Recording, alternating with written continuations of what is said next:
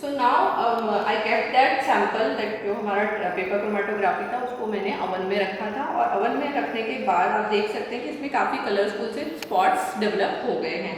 तो हमारे पास यहाँ 3 स्पॉट्स आए हैं। ये हमारा जो फर्स्ट था दैट वाज ग्लूकोज, सेकेंड था हमारा फ्रक्टोज और तीसरा था हमारा लैक्टोज, और चौथे में हमने सैंपल डाला था जो कि एक मिक्सचर था तीनों का।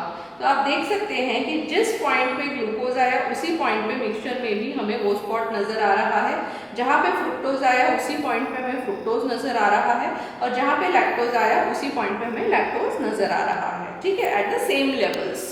नाउ अब हमारा क्या काम है, अब ये प्लेट तो बन गई है, अब हमें क्या करना है, हमें करना है कि हमें एक स्केल लेना है और स्केल की मदद से हम डिस्टेंस मेजर करेंगे। हम डिस्टेंस मेजर करेंगे नीचे से लेके जहाँ तक हमने सॉल्वेंट रन किया है। तो हमने इसको यहाँ पे मार्क किया हुआ है पेन से पहले ही, तो हम उस मार्क तक जो है distance travelled by the solvent ले लेंगे। ठीक है, distance travelled by the solvent. और उसके बाद हम ये जो मैंने यहाँ पे सर्कल किए हुए हैं, ये मैंने पेन से सर्कल किए हैं, इसका सेंटर पॉइंट मैं कंसीडर करूंगी, और यहाँ से अगेन मैं स्केल की मदद से distance travelled by this spot वो नोट करूंगी, distance travelled by this spot and distance travelled by this spot. वैसे ही मैं इन 3 स्पॉट का भी डिस्टेंस नोट करूंगी।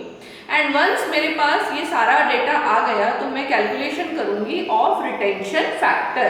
ठीक है, तो मुझे रिटेंशन फैक्टर डिटरमाइन करना है, जिसमें मैं करूंगी distance travelled by the solute divided by distance travelled by the solvent. ठीक है, तो मुझे एक वैल्यू मिलेगी, सपोज यहाँ ये बहुत पास है तो इसकी वैल्यू अराउंड 0.1 हो गई, इसके अराउंड 0.2 हो गई, इसके अराउंड 0.3 हो गई। अब जब मैं अपने सैंपल में कैलकुलेट करूंगी तो इसकी आरएफ वैल्यू और इसकी आरएफ वैल्यू सेम आनी चाहिए, इसकी और इसकी सेम आनी चाहिए, और लैक्टोज की भी सेम आनी चाहिए। तो इस तरीके से हम क्वालिटेटिव एनालिसिस कर सकते हैं यूजिंग पेपर क्रोमेटोग्राफी।